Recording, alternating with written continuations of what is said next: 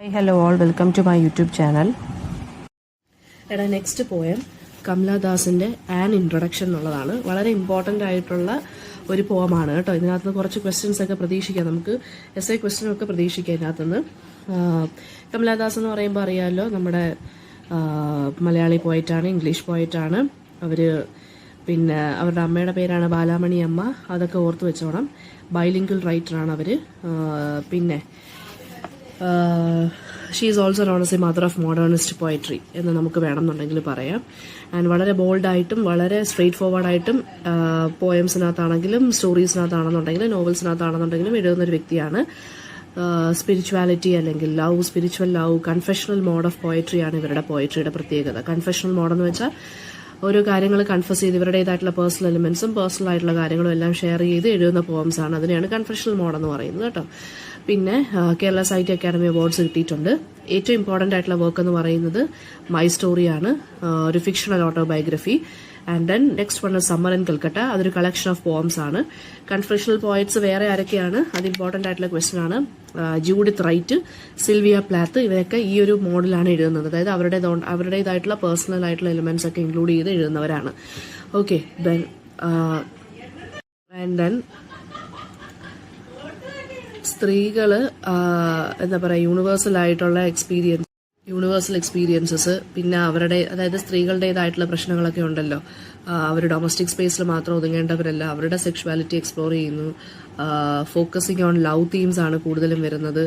പിന്നെ ഇമോഷണൽ ഇന്റൻസിറ്റിയെ കുറിച്ച് പറയുന്നുണ്ട്. ഇത്രയും കാര്യങ്ങൾ, അതായത് ഒരു ലോങ്ങിങ്, പിന്നെ ലോൺലിനെസ്, ഡിസപ്പോയിന്റ്മെന്റ്സ്, പിന്നെന്താ പറയുക, ഒരു നൊസ്റ്റാൾജിയ, ഇങ്ങനെയുള്ള തീംസ് ഒക്കെയാണ് വരുന്നത്.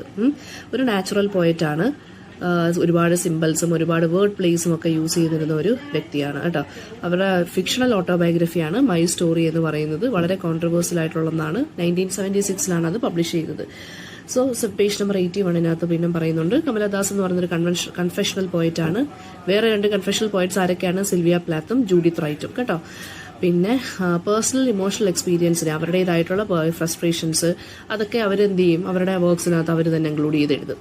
ആൻ ഇൻട്രൊഡക്ഷൻ എന്ന് പറഞ്ഞ ഈ ഒരു പോയം എന്ന് പറയുന്നത് സമ്മർ ഇൻ കൽക്കട്ട എന്നുള്ള കളക്ഷനിൽ നിന്ന് എടുത്തിട്ടുള്ളതാണ്.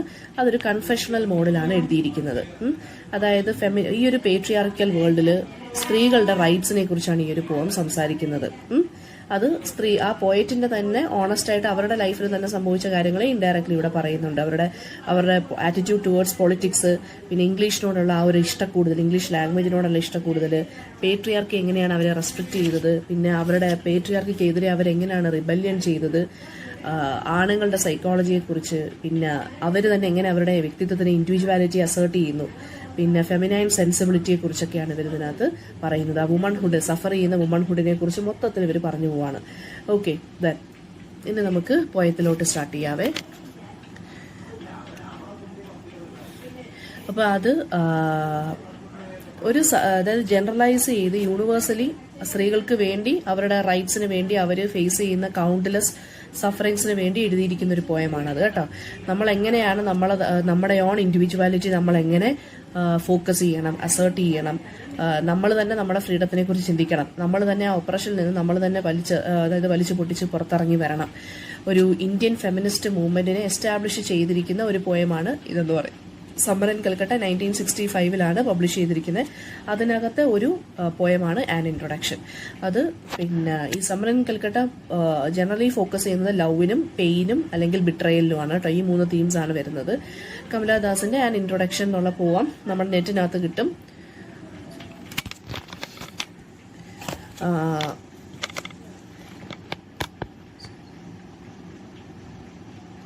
15 സ്റ്റാൻസാസ്, അല്ല 15 ലൈൻസ് ആണുള്ളത് ഈ ഒരു പോയത്തിന്.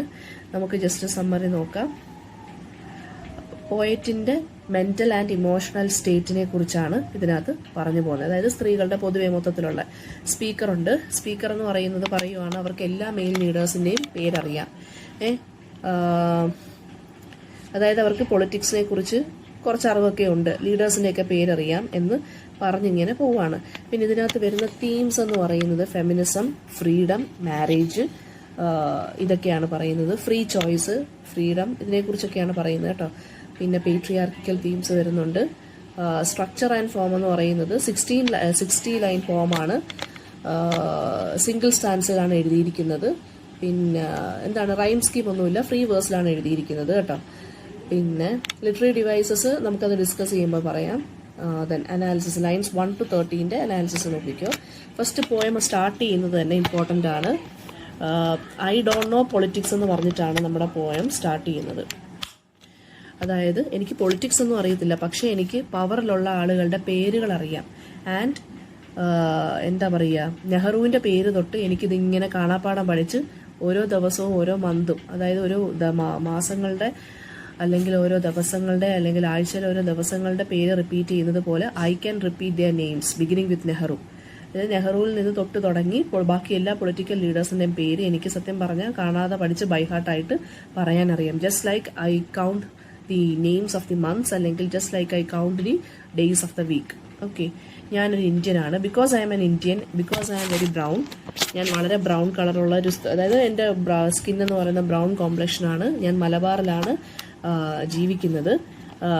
പിന്നെന്താ, ഐ എന്ന് പറഞ്ഞിട്ടാണ് സ്റ്റാർട്ട് ചെയ്തേക്കുന്നത് കേട്ടോ എല്ലാം. ദെൻ പിന്നെ 3 ലാംഗ്വേജസ് ഞാൻ സംസാരിക്കുന്നു. അത് ഏറ്റവും ഇമ്പോർട്ടൻ്റ് ആയിട്ടുള്ള ലൈനാണ്. I speak 3 languages, right in 2, ഞാൻ എഴുതുന്നത് 2 ലാംഗ്വേജിലാണ്. ആൻഡ് ഡ്രീം ഇൻ 1, അതായത് ഞാൻ സ്വപ്നം കാണുന്നത് ഒരേ ഒരു ലാംഗ്വേജിലാണ്. അതിപ്പം ആ ഒരു ലാംഗ്വേജ് എന്താണെന്ന് ചോദിച്ചാൽ സ്പിരിച്വൽ ലവ് എന്ന് നമുക്ക് വേണമെന്നുണ്ടെങ്കിൽ പറയാം. വളരെയധികം കൃഷ്ണഭക്തി ആയതുകൊണ്ട് കൃഷ്ണനിലോട്ട് എത്തിച്ചേരാൻ, അല്ലെങ്കിൽ ഒരു കൈൻഡ് ഓഫ് ഒരു ഐഡിയൽ ലവറിലോട്ട് അല്ലെങ്കിൽ ഒരു ഐഡിയൽ ലവിലോട്ട് എത്തിച്ചേരാനുള്ള ആ ഒരു, അതിനെ നമുക്ക് ഡ്രീം എന്ന് ഇവരുടെ പറയാം. അപ്പം 3 ലാംഗ്വേജസ് സംസാരിക്കും, 2 എണ്ണത്തിൽ എഴുതും, ഇംഗ്ലീഷിലും മലയാളത്തിൽ എഴുതും, 1 എണ്ണത്തിൽ സ്വപ്നം കാണും. And don't write in English they said. അവർ പറഞ്ഞു ഇംഗ്ലീഷിൽ എഴുതരുതെന്ന്, കാരണം ഇംഗ്ലീഷ് നിന്റെ മദർ ടങ് അല്ലാത്തതുകൊണ്ട് അവർ പറഞ്ഞു എന്താണ്, ഇംഗ്ലീഷിനെ വെറുതെ വിട്ടേക്കാം, മലയാളത്തിൽ അങ്ങ് എഴുതിയാൽ മതി. പക്ഷേ എന്നിട്ട് പോയിട്ട് ചോദിക്കാതെ എന്നെ എന്തുകൊണ്ടാണ് വെറുതെ വിടാത്തത്, why not leave me alone. Critics ആണെങ്കിലും ഫ്രണ്ട്സ് ആണെങ്കിലും കസിൻസ് ആണെങ്കിലും ഉണ്ടെങ്കിൽ എന്തിനാണ് എന്നെ ഇങ്ങനെ ഇട്ട് ശല്യപ്പെടുത്തിക്കൊണ്ടിരിക്കുന്നത്, ഇറിറ്റേറ്റ് ചെയ്യുന്നത്. എനിക്കിഷ്ടമുള്ള ലാംഗ്വേജിൽ എന്തുകൊണ്ട് നിങ്ങൾ എന്നെ സംസാരിക്കാൻ അനുവദിക്കുന്നില്ല. Why not let me speak in any language I like. The language I speak becomes mine. ഞാൻ ഏത് ലാംഗ്വേജ് ആണോ സംസാരിക്കുന്നത് അത് എൻ്റെ ലാംഗ്വേജായി മാറുന്നു. അല്ലാതെ മദർ ടങ് മാത്രമേ സംസാരിക്കാവൂ എന്നൊന്നും പറയരുത്. എന്തിനാണ് എന്നെ ഇങ്ങനെ ഇട്ട് ഇറിറ്റേറ്റ് ചെയ്യുന്നത്.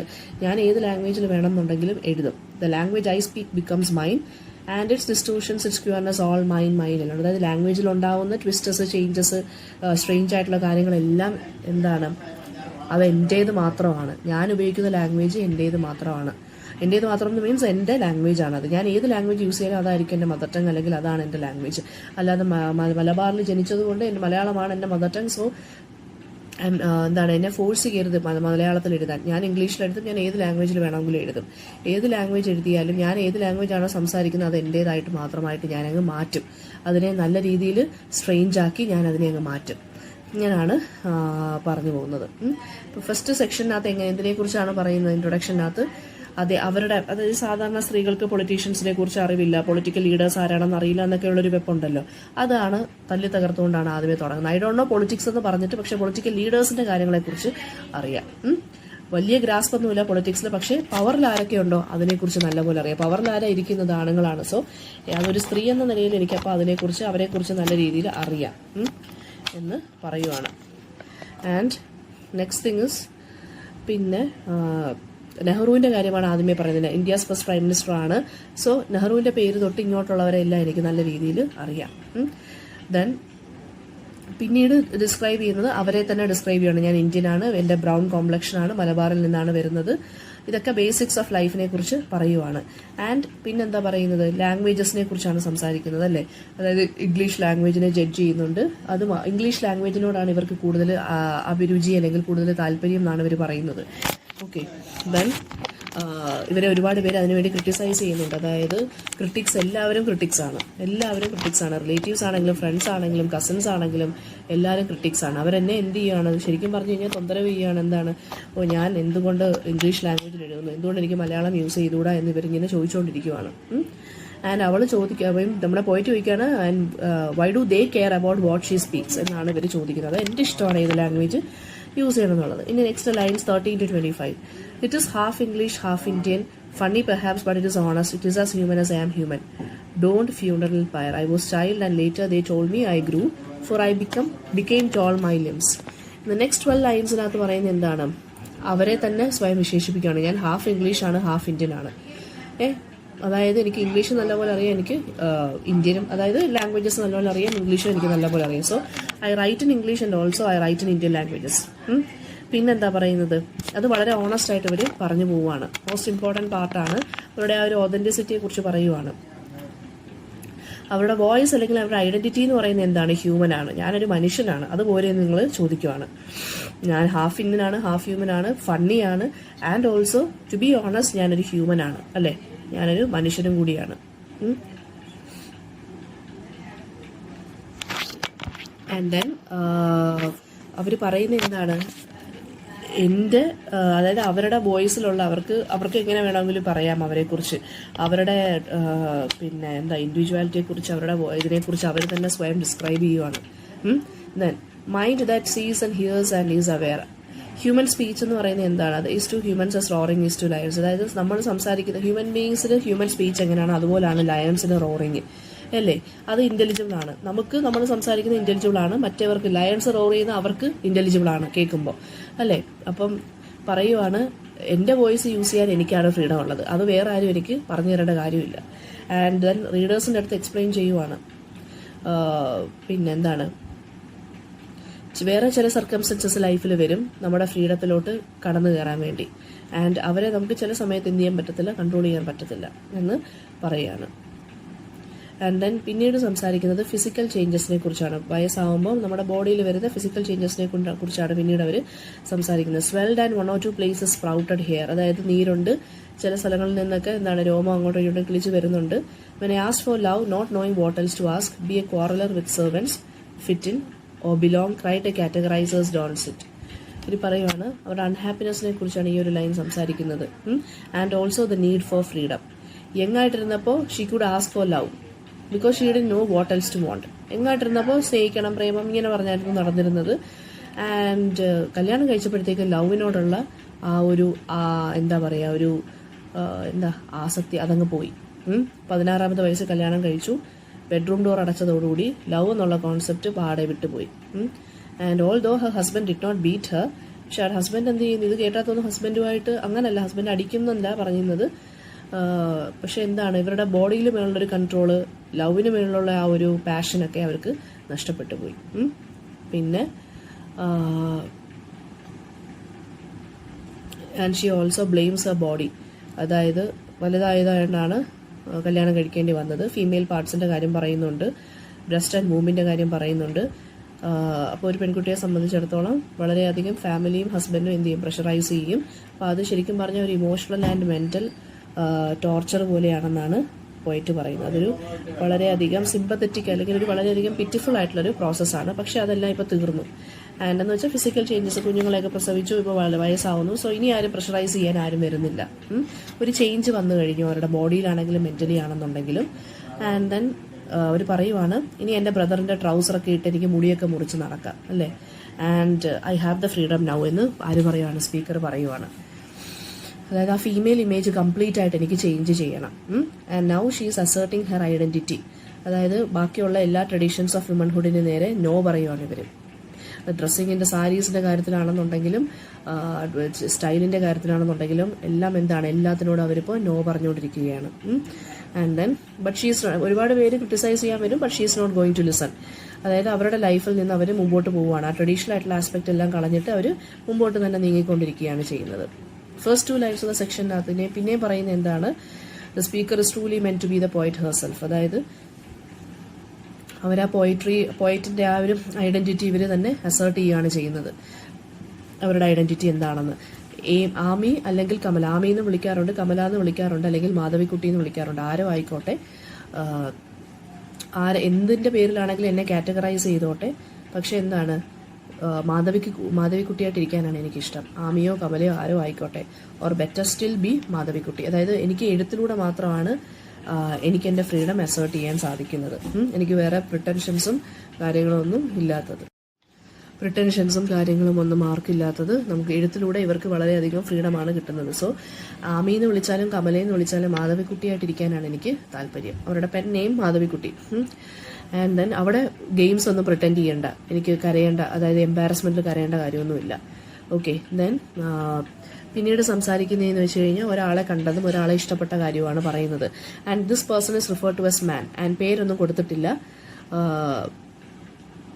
അപ്പം എന്നിട്ട് പറയുവാണ് എല്ലാ ആണുങ്ങളും സ്ത്രീകളെ അവർക്ക് ഇഷ്ടമുള്ള രീതിയിലാണ് യൂസ് ചെയ്യുന്നത്, അവർക്ക് പ്ലേസ് ചെയ്യുന്ന രീതിയിലാണ് യൂസ് ചെയ്യുന്നത്. പിന്നെ ഇവർ പറയുന്നുണ്ട്, ഞാൻ അങ്ങനെ ഒരു പോയിന്റ് ഓഫ് ടൈമിൽ ഈ മനുഷ്യൻ്റെ അടുത്ത് ചോദിക്കുവാണ് ഹൂ ഹീ ഈസ്. അപ്പോൾ അയാൾ പറയുന്നത് എന്താണ്, അത് ഞാനാണ്. അപ്പോൾ ഐ എന്ന് പറയുന്നത് ശരിക്കും പറഞ്ഞാൽ ഇവിടെ എന്തിനെയാണ് കാണിക്കുന്നത്, ആ പേട്രിയാർക്കിയുടെ ഡോമിനേഷനെ കുറിച്ചാണ് പറയുന്നത്. അതായത് ആണുങ്ങളാണ് ഡിസിഷൻസ് ഉണ്ടാക്കുന്നതെന്നും ആണുങ്ങൾക്ക് ആണുങ്ങളുടെ പ്രോനൗൺ ഐ എന്ന് എന്ത് ധൈര്യത്തോടെയും വിളിച്ച് പറയാൻ സാധിക്കും. ആൻഡ് ദെൻ അടുത്ത സ്റ്റാൻസയ്ക്കകത്ത് എന്താണ്, കൺക്ലൂഷനകത്ത് എന്താണ് പറയുന്നത്, ആ ഒരു constant presence of I around her. ഞാൻ എന്ന് ആണുങ്ങൾ നല്ല രീതിയിൽ അസേർട്ട് ചെയ്ത് ഇൻഡിപെൻഡന്റ് ആയിട്ട് പറയും, വളരെ ഫ്രീഡത്തോടു കൂടി. അപ്പോൾ ആ ഒരു ഐയുടെ ഇടയ്ക്കാണ് ഞാൻ എന്നെപ്പോലുള്ള സ്ത്രീകൾ ജീവിക്കുന്നത്, അല്ലേ. പിന്നെ എന്താണ്, സോ ഈ ഒരു സ്പീക്കറും ഐയും തമ്മിലുള്ള ഒരു ഡിവിഷനെ കുറിച്ചാണ് ഇവിടെ പറഞ്ഞു പോകുന്നത്. ആൻഡ് റീഡർ അവസാനം മനസ്സിലാക്കുന്നുണ്ട് എന്താണ്, ബോത്ത് സെയിന്റും ബോത്ത് സിന്നർ എന്ന് പറയുന്ന ഐഡന്റിറ്റി ആർക്ക് തന്നെയാണ്, എനിക്ക് തന്നെയാണ്. ആ ഒരു ഇൻഡിപെൻഡൻസ് എങ്കിലും എനിക്ക് കിട്ടുന്നുണ്ട്. അതായത് she is trapped between her own need for free life and also ആ ഒരു റെസ്ട്രിക്റ്റഡ് ലൈഫ്. അപ്പോൾ ബോത്ത് സെയിന്റും സിന്നറും ഞാൻ തന്നെയാണ് പാപം ചെയ്യുന്ന ആളും ഞാൻ തന്നെയാണ് സെയിന്റും. അപ്പോൾ ഫൈനൽ സ്റ്റേറ്റ്മെന്റ് എന്ന് പറയുന്നത് വളരെയധികം പ്രൊട്ടസ്റ്റ് അല്ലെങ്കിൽ റെസിസ്റ്റൻസിന്റെയാണ്. എനിക്കും ഇതുപോലെ ഐ എന്നുള്ള പ്രോനോൺ എനിക്കും ഇതുപോലെ യൂസ് ചെയ്യണം എന്നുണ്ട്. ഇതുപോലെ എനിക്ക് വളരെയധികം ധൈര്യത്തോടുകൂടി ഞാൻ എന്നുള്ള പ്രോനോൺ വെച്ച് എഴുതണം എന്നുണ്ട്. അതുകൊണ്ടാണ് ആ പ്രോനോൺ വെച്ച് ഈ പോയം എഴുതിയിരിക്കുന്നത്. ഞാൻ ഐ എന്ന് പറഞ്ഞ പ്രോനോണാണ് യൂസ് ചെയ്തിരിക്കുന്നത്. ഒരാണിൻ്റെ അടുത്ത് എന്ത് ക്വസ്റ്റ്യൻ ചോദിച്ചാൽ അത് ഞാൻ ഇങ്ങനെയാണ് ഐ എന്ന് പറഞ്ഞിട്ടാണ് ആൻസർ ചെയ്യുന്നത്. അതുപോലെ തന്നെയാണ് സ്ത്രീകൾക്കും ആ ഒരു കൈൻഡ് ഓഫ് ഫ്രീഡം വേണം എന്നാണ് പോയിറ്റ് പറയുന്നത്. അപ്പോൾ ആ ഒരു റെസിസ്റ്റൻസ് ആണ് ലാസ്റ്റ് പറയുന്നത്. അതായത് സെയിന്റും ഞാൻ തന്നെയാണ്, സിന്നറും ഞാൻ തന്നെയാണ് എന്ന് ആര് പറയുന്നത്, പോയിറ്റ് പറയുന്നത്. ഞാൻ ഈ രണ്ട് ഐഡന്റിറ്റിക്കകത്ത് കടന്ന് വീർപ്പുമുട്ടുന്ന ഒരു വ്യക്തിയാണ്. ഓക്കെ, നെക്സ്റ്റ് വൺ എന്ന് പറയുന്നത് പോയിറ്റിന്റെ ആറ്റിറ്റ്യൂഡ് ടുവേർഡ്സ് പൊളിറ്റിക്സ് എന്താണ്, പേജ് നമ്പർ 82 പറയുന്നുണ്ട്. ഒരു കൺഫെഷനോടുകൂടി ഫ്രാങ്ക് ആയിട്ട് കൺഫസ് ചെയ്യാണ്, എനിക്ക് പൊളിറ്റിക്സിനെ കുറിച്ചൊന്നും അറിയത്തില്ല, പക്ഷേ പൊളിറ്റിക്കൽ ലീഡേഴ്സിനെ കുറിച്ച് അറിയാം, പേരൊക്കെ അറിയാം, റിപ്പീറ്റ് ചെയ്യാൻ പറ്റും നെയിംസ് ഒക്കെ. പിന്നെ പക്ഷേ പൊളിറ്റിക്സിനകത്ത് എന്താണ് സംഭവിക്കുന്നത് അതൊന്നും എനിക്കറിയത്തില്ല. പിന്നെന്താ പറയുക, വളരെ സെൻസിറ്റീവായിട്ടാണ് എഴുതിയിരിക്കുന്നത്. പൊളിറ്റിക്സിൻ്റെ എന്താ പറയുക, ഇന്നർ ആയിട്ടുള്ള പ്ലേ ഗെയിംസ് ഒന്നും അവർക്ക് അറിയേണ്ട കാര്യമില്ല. പിന്നെ next question, page number 83 second question, how does A പോയിറ്റ് ignore Har gender in the പോം. സോ ഇത് പേട്രിയാർക്കിയെ കുറിച്ചും ജെൻഡറിനെ കുറിച്ചാണ് ഈ ഒരു പോം സംസാരിക്കുന്നത്. പേട്രിയാർക്കി എങ്ങനെയാണ് സൊസൈറ്റിയിലെ പേട്രിയാർക്കി ഇപ്പോഴും അവരെ കൺട്രോൾ ചെയ്തുകൊണ്ടിരിക്കുന്നത്. അതായത് പ്യൂബർട്ടി അറ്റൈൻ ചെയ്തപ്പോൾ തൊട്ട് തുടങ്ങിയതാണ് ഫെമിനിറ്റിയുടെ ആ ഒരു ഓൾഡ് ട്രഡീഷണൽ വുമണിനെ കുറിച്ച്. അതായത് 16 വയസ്സായപ്പോൾ ഹസ്ബൻഡ് വന്നു. പിന്നെ എന്താണ്, ആ ഫെമിനിറ്റിയെ കുറിച്ച് അവർക്ക് അതിനുശേഷം പിന്നെ അവർക്ക് വളരെയധികം ലജ്ജ തോന്നി, അവർക്ക് വളരെയധികം ഇറിറ്റേഷൻ തോന്നി. ആൻഡ് പിന്നീട് അവരെങ്ങനെയാണ് അതിനെ ഓവർകം ചെയ്ത് മുടിയൊക്കെ വെട്ടി ബ്രദറിന്റെ ട്രൗസറും ഷർട്ടും ഇടാൻ നോക്കി, ഹെയർ കട്ട് ഷോർട്ടാക്കി ആൻഡ് വുമൺലിനെസ്സിനെ ഇഗ്നോർ ചെയ്യാൻ ശ്രമിച്ചു. അതായത് അവർക്ക് വേണ്ടുന്നത് ഒരു ഗേളിനെയാണ്, ഒരു വൈഫിനെയാണ്, ഒരു എംബ്രോയിഡറിനെയാണ്, ഒരു കുക്കിനെയാണ്, അല്ലേ.